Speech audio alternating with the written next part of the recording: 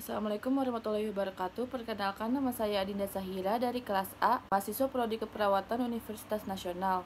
Di sini saya akan menjelaskan mengenai pengkajian perawatan luka. Untuk memenuhi ujian praktikum mata kuliah kebutuhan dasar manusia dengan dosen pengampu Nur Susanti, pertama-tama saya akan menjelaskan mengenai pengkajian. Pengkajian merupakan pemikiran dasar dari proses keperawatan yang bertujuan untuk mengumpulkan informasi dan data klien agar dapat mengidentifikasi, mengenali masalah-masalah, kebutuhan kesehatan dan keperawatan klien baik fisik, mental, sosial, dan lingkungan. Pada proses pengkajian itu ada beberapa fase. Yang pertama ada mengkaji warna dasar luka. Melakukan pengkajian perawatan luka, kita harus menentukan warna dasar lukanya. Ada beberapa warna dasar luka. Yang pertama ada warna pink, yaitu warna dasar menunjukkan terjadinya proses epitelisasi. Kedua ada warna merah, yaitu jaringan granulasi dan vaskularisasi yang baik.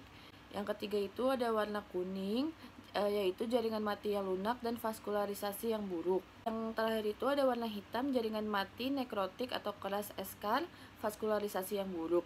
Di sini juga kita dapat melihat tingkat keparahan suatu luka. Pada fase kedua itu mengkaji lokasi, ukuran, dan kedalaman luka. Pada fase ini, kita bisa mengetahui ukuran luka dan beberapa kedalaman luka tersebut. Lokasi luka juga dapat mempengaruhi proses penyembuhan luka. Luka pada daerah persendian cenderung lebih lama daripada daerah lain. Area yang merupakan daerah yang rentan adalah bokong dan pinggul, dikarenakan rentan karena adanya gaya lipatan. Pada fase ketiga yaitu mengkaji eksudat dan bau.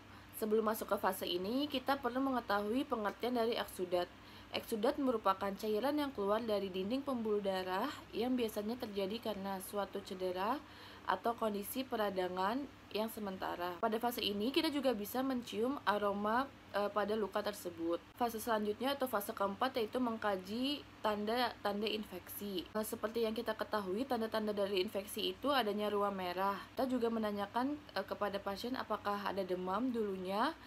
Kemudian kita juga menanyakan apakah pada lukanya itu sakit atau tidak. Kemudian apakah lukanya terasa panas. Dan kita juga melihat adanya pembekakan atau tidak pada luka tersebut. Pada fase selanjutnya atau fase kelima yaitu mengkaji keadaan kulit sekitar. Pada fase ini kita dapat melihat keadaan luka di sekitarnya. Fase keenam yaitu mengkaji hasil pemeriksaan laboratorium yang mendukung. Pada fase ini kita menanyakan kepada klien apakah klien sudah melakukan tes laboratorium. Jika sudah, kita harus melihat bukti fisiknya. Fase selanjutnya itu mengkaji status nutrisi pasien. Pada fase ini kita menanyakan bagaimana pola makan pasien atau apakah pasien tersebut ada alergi pada suatu makanan. Ke-8 yaitu mengkaji status vaskular. Pada fase ini kita menanyakan kepada pasien apakah sebelumnya ada tindakan pembedahan pada pembuluh darah atau tidak. Fase yang ke-9 yaitu mengkaji imunitas.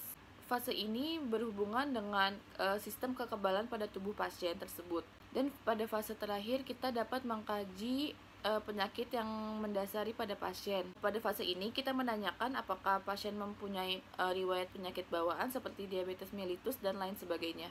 Sekian penjelasan pengkajian perawatan luka dari saya. Mohon maaf apabila ada kesalahan. Wassalamualaikum warahmatullahi wabarakatuh.